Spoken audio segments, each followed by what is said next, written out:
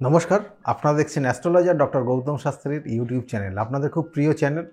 দেখুন, আমরা এই চ্যানেলে প্রত্যেক মাসের রাশিফল দিই, প্রত্যেকটা রাশি অনুযায়ী ধরে ধরে বলা হয় এবং তার সঙ্গে সঙ্গে এখানে এক ধরনের করণক্রিয়া বলা হয় প্রত্যেক রাশি অনুযায়ী করলে পরে খুব ভালো ফল আপনারা পেয়েছেন, সেটা আপনারাই ফিডব্যাক দিয়েছেন বিভিন্নভাবে।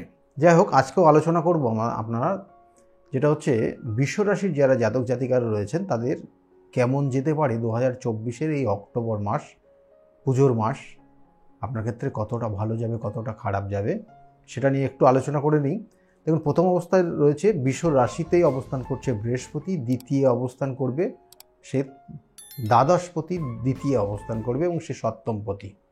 সেই মঙ্গলের কানেকশান রয়েছে দ্বিতীয়ভাবে এবং তৃতীয়ভাবে কিন্তু চন্দ্রের অবস্থান, সে নির্দিষ্টভাবে মুভ করছে। চতুর্থভাবের অধিপতি পঞ্চমে অবস্থান করছে এবং সেই পঞ্চমে যে অবস্থান করছে সেটা 17 তারিখ পর্যন্ত, তারপরে সে মুভ করবে এবং তারপরে কিন্তু সেখানে ষষ্ঠম অর্থাৎ পঞ্চমপতি পঞ্চমে অবস্থান করছে একটা নির্দিষ্ট সময়, তার সঙ্গে সঙ্গে ষষ্ঠপতি ষষ্ঠের অবস্থান থাকবে। আর সপ্তমপতি সেও কিন্তু সপ্তমপতির যে অবস্থান, সপ্তমপতি আপনার যেহেতু বললাম যে আপনার রাশির সাপেক্ষে দ্বিতীয় রয়েছে, এটার একটা কানেকশান। এবং তার সঙ্গে সঙ্গে আরেকটা জিনিস বলতে হচ্ছে যে একাদশে রাহু অবস্থান করছে এবং দশমে কিন্তু শনি অবস্থান করছে, শনিদেব অবস্থান করছে দশমে এবং সেক্ষেত্রে রেট্রোগেট। এই হচ্ছে চার্টের কন্ডিশন অর্থাৎ গোচরে অবস্থান। আমরা অবশ্যই আলোচনা করব এখানে, যেহেতু রাশি অনুযায়ী অর্থাৎ চন্দ্রের সাপেক্ষে আলোচনা হবে এবং তার সঙ্গে সঙ্গে অন্যান্য গ্রহে নক্ষত্রের কানেকশান রয়েছে এবং তার সঙ্গে সঙ্গে বিশেষ করে 3টে গ্রহ রয়েছে, যেটা হচ্ছে শনি, রাহু, কেতু এবং বৃহস্পতি, অর্থাৎ 4টে যে কানেকশান, এটার পরিপ্রেক্ষিতে অনেক কিছু ফল আপনার ক্ষেত্রে ভালো মন্দ দেখা যায়। কিন্তু তবুও বলবো কিছু কিছু গ্রহ নক্ষত্র চটজলদি ফল দেয়, যেমন মঙ্গল, তার সঙ্গে সঙ্গে চন্দ্র, রবি, বুধ, এগুলো কিন্তু শুক্র, এগুলো কিন্তু খুব চটজলদি দেনান অ্যাকশান দেয়। কিন্তু আপনার রাশির সাপেক্ষে অবশ্যই দেখতে হবে আপনার জন্মছক কোথায় কানেকশান রয়েছে, সেগুলো অবশ্যই বিচার্য বিষয় রয়েছে। তবুও বলবো যে বিশ্বরাশির জাতক জাতিকাদের ক্ষেত্রে বিশেষ করে চতুর্থ ভাবের কানেকশান রয়েছে, অর্থাৎ চতুর্থ ভাবের অধিপতি সে পঞ্চমে অবস্থান করছে এবং পঞ্চমে কেতু অবস্থান করছে এবং সেখানে পঞ্চমপতিও অবস্থান করছে। অর্থাৎ এখানে যে জায়গাটা দেখা যাচ্ছে, কারণ কেতুর একটা নেগেটিভ এফেক্ট, সেটা আপনার কোনো লিভার সংক্রান্ত পেটের কোনো সমস্যার ইঙ্গিত রয়েছে।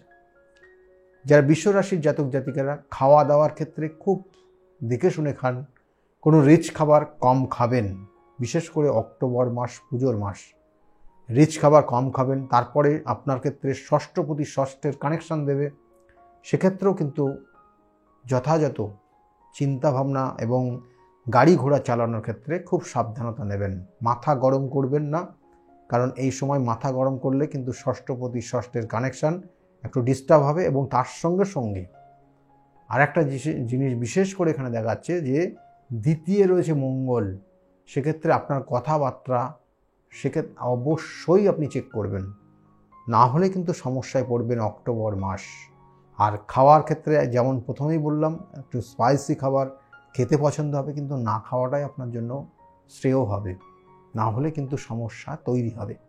এবং এর সঙ্গে সঙ্গে বলবো মায়ের শরীর স্বাস্থ্য নিয়ে একটু কিন্তু সমস্যা তৈরি হচ্ছে সবে, মানে এখনও পুরোপুরি না, কারণ অক্টোবর মাসের শেষের দিক থেকে দেখবেন মায়ের শরীর স্বাস্থ্য নিয়ে একটু সমস্যা আসছে। ইমিডিয়েট যদি সমস্যা দেখেন ডাক্তারি পরামর্শ নেবেন।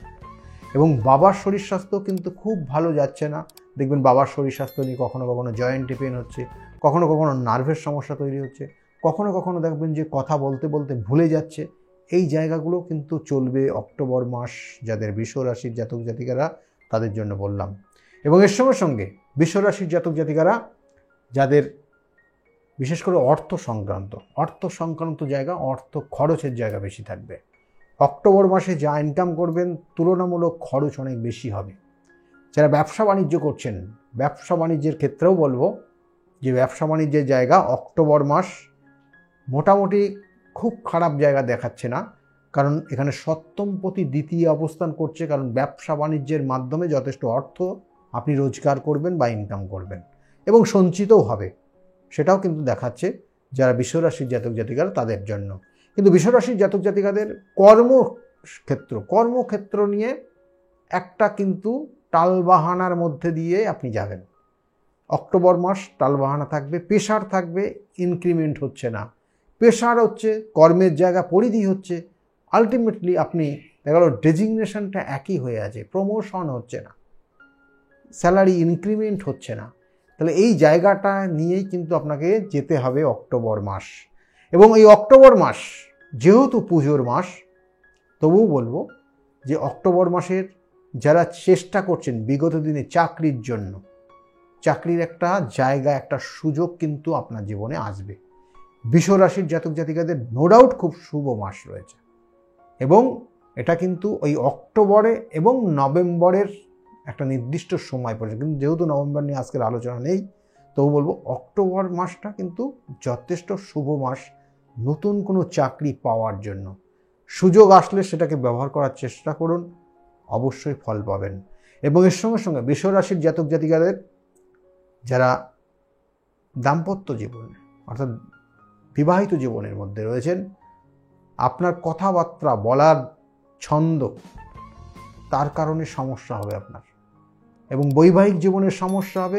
কোনো সময় আপনার লাইফ পার্টনারকে নিয়ে অসুস্থতার কারণে যথেষ্ট অর্থ খরচ হতে পারে, সেটাও কিন্তু বৃষ রাশির জাতক জাতিকাদের রয়েছে। বৃষ রাশির জাতক জাতিকা যারা স্টুডেন্ট রয়েছে, পড়াশোনা করছে, পড়াশোনার ক্ষেত্রেও কিন্তু বলবো যে খুব খারাপ নেই, একটু মনোযোগ দিলেই ভালো রেজাল্ট হবে, সেক্ষেত্রে কিন্তু সেই জায়গাটা রয়েছে। এবং হায়ার এডুকেশনের জায়গাও রয়েছে, কারণ এখানে নবমপতি দশমে অবস্থান করছে, এটা একটা যোগকারক গ্রহ, এবং নবমপতি এবং দশমপতি একই গ্রহ, এবং নবমপতি দশমে কানেকশন মানে বৃদ্ধির জায়গায় রয়েছে নবমের। সেই জন্য আপনার ক্ষেত্রে বলবো যে হায়ার এডুকেশনের জায়গা নো ডাউট খুব ভালো রয়েছে যারা স্টুডেন্ট রয়েছে। এবং অক্টোবরে যদি সুযোগ আসে, কারণ সুযোগ এখানে আসারই কথা, এবং সুযোগ আসলে সেটাকে ব্যবহার করতে হবে। এবং এর সঙ্গে সঙ্গে বলবো যে যারা প্রেমিক প্রেমিকা রয়েছেন তাদের ক্ষেত্রে দেখুন, প্রেমিক প্রেমিকা যাদের রয়েছে তাদের ক্ষেত্রে কিছু জায়গার সমস্যা রয়েছে, কারণ গুপ্ত শত্রুতা, গুপ্ত রিলেশন আপনার জীবনটাকে কিন্তু তছনছ করে দিতে পারে। যারা রিলেশনে আছেন, যারা প্রেমিক প্রেমিকা রয়েছেন, গুপ্ত শত্রু, গুপ্ত সম্পর্ক আপনার ক্ষেত্রে কিন্তু তৃতীয় ব্যক্তির জায়গায় নিয়ে যাবে, অর্থাৎ আপনার জীবনে তৃতীয় ব্যক্তির দ্বারা আপনার জীবন, আপনাদের ভালোবাসা, আপনাদের প্রেম তছনছ হয়ে যেতে পারে, সেটার কানেকশন রয়েছে। এবং অক্টোবর মাস যারা বৃষ রাশির জাতক জাতিকারা, তাদের জন্য বললাম বৃষ রাশির জাতক জাতিকাদের সন্তান নেওয়ার যোগ রয়েছে, বাড়িতে কোনো শুভ অনুষ্ঠানের যোগ রয়েছে অক্টোবর মাস। এবং এর সঙ্গে সঙ্গে বিবাহ যাদের হয়নি, বিবাহের যোগও কিন্তু নো ডাউট খুব ভালো রয়েছে অক্টোবর মাসের কিন্তু দিকে। তাহলে এই জায়গাগুলোকে কাজে লাগান। এবং যারা বৃষ রাশির জাতক জাতিকাদের সম্পত্তি কিনবেন বলে ভাবছিলেন, কারণ চতুর্থপতির যে কানেকশান পঞ্চমে অবস্থান করছে, এটাও বৃদ্ধির জায়গায় রয়েছে, এবং সেখানে একটা বুধাদিত্যের কানেকশান তৈরি হবে। তাই পঞ্চম চতুর্থর একটা রাজ্য তৈরি হয়ে যাবে আপনার রাশির সাপেক্ষে, এবং তার কারণে আপনার যেমন পড়াশোনার জায়গাটা ভালো হবে, সেই সঙ্গে সঙ্গে আপনার গৃহের কিছু শুভ অনুষ্ঠান হবে, এবং তার সঙ্গে সঙ্গে আপনি গৃহ সংক্রান্ত অর্থাৎ জমি জায়গা বাড়ি সংক্রান্ত কোনো কিছু অ্যাচিভমেন্ট করতে পারেন বা কিনতে পারেন। তাহলে এটা বৃষ রাশির জাতক জাতিকাদের জন্য রয়েছে, এগুলোকে কাজে লাগান, খুব ভালো সময় আপনার জন্য রয়েছে। কিন্তু শরীর স্বাস্থ্যের দিকে নজর দেবেন, খাওয়া দাওয়া খুব চেক করে চলবেন, এটা একটা সমস্যা রয়েছে। আর এটার জন্য আপনার যেটা করণীয় বৃষ রাশির জাতক জাতিকাদের, সেটা হচ্ছে প্রত্যেক দিন পারলে পরে সাদা চন্দনের একটা করে ফোঁটা আপনি আপনার কপালে নেবেন স্নানের পর। আর তার সঙ্গে সঙ্গে যদি পারেন অল্প পরিমাণের হলুদ অর্থাৎ হলুদের গুঁড়ো, অল্প হলুদের গুঁড়ো আপনি স্নানের জলে মিশিয়ে স্নানটা করবেন, তাতে আপনার মধ্যে পজিটিভ এনার্জি আরও কিন্তু বাড়বে, এবং অনেক ক্ষেত্রে অনেক শুভ হবে। কারণ রাশির সঙ্গে বৃহস্পতির একটা অবস্থান রয়েছে, এটা আপনার জন্য নো ডাউট ভালো ফল দেবে। কিন্তু কোনো সময় দেখা যাচ্ছে যে আপনি সিদ্ধান্ত নিতেও কিন্তু সমস্যায় পড়তে পারেন। আপনার জন্মছকের কানেকশান যদি ঠিক মতো না হয়, তাহলে সিদ্ধান্ত নিতে গিয়ে সমস্যা হবে। আমি বারবার বলে থাকি যে আমাদের জন্মছকে 27টা নক্ষত্র, 12টা রাশি এবং 9টা গ্রহের সমন্বয়ে আমাদের জীবনযাপন চলে। যদি সেখানে কোনো রকমের ডিস্টার্ব থাকে, কোনো রকমের যদি অশুভ কানেকশন থেকে যায়, তাহলে আপনি জীবনে প্রতিষ্ঠা পাবেন না। আপনার মধ্যে প্রতিভা থাকবে, কিন্তু সেই প্রতিভা বিকশিত হবে না। আপনাকে ব্যবহার করে অনেক মানুষ উপকৃত হবে, খুব ভালো জায়গায় পৌঁছে যাবে, আপনি যেখানে ছিলেন সেখানেই পড়ে থাকবেন। তাই এগুলোর দোষ আছে, এগুলোর দোষ, এগুলোর অশুভ কানেকশান, সেগুলোর প্রতিকার প্রতিবিধান এবং সঠিক গাইডলাইন, এই যে নির্দিষ্ট সময়গুলো চলবে, খুব শুভ একটা সময় আপনি বছরের এই সময় পাবেন। তাই এই নির্দিষ্ট সময় প্রতিকার প্রতিবিধান করলে আপনি কিন্তু আপনার জীবনের নির্দিষ্ট শিখরে পৌঁছাতে পারবেন। যদি মনে করেন আমার সঙ্গে যোগাযোগ করবেন, তাহলে নিচের যে বুকিং নাম্বার যাচ্ছে, বুকিং নাম্বারে ফোন করলে আপনি জানতে পারবেন আমি কোন চেম্বারে কখন কোন সময়ে বসি, এবং সেই উপযুক্ত চেম্বারে আপনি উপযুক্ত সময়ে যোগাযোগ করতে পারেন। যাই হোক, আজকে যে বিষয় নিয়ে আলোচনা করলাম, যদি ভালো লেগে থাকে তাহলে অবশ্যই লাইক এবং শেয়ার করতে ভুলবেন না। সকলে খুব ভালো থাকুন। আগামী দিনগুলো প্রত্যেকের খুব শুভ হোক, এই শুভকামনা রইল। কারণ দুর্গা পুজো রয়েছে এবং লক্ষ্মী পুজো রয়েছে, কালী পুজো রয়েছে, এই নির্দিষ্ট মাসেই রয়েছে, এবং তার সঙ্গে সঙ্গে মহালয়ার অমাবস্যার তিথিও রয়েছে মাসের প্রথমের দিকে। তাই এই সময়গুলোকে কাজে লাগানোর চেষ্টা করুন। সকলে ভালো থাকবেন। আগামী দিনগুলো আবার ভালো যাক, এবং আগামী দিনে আবার দেখা হচ্ছে। সকলে ভালো থাকুন। নমস্কার।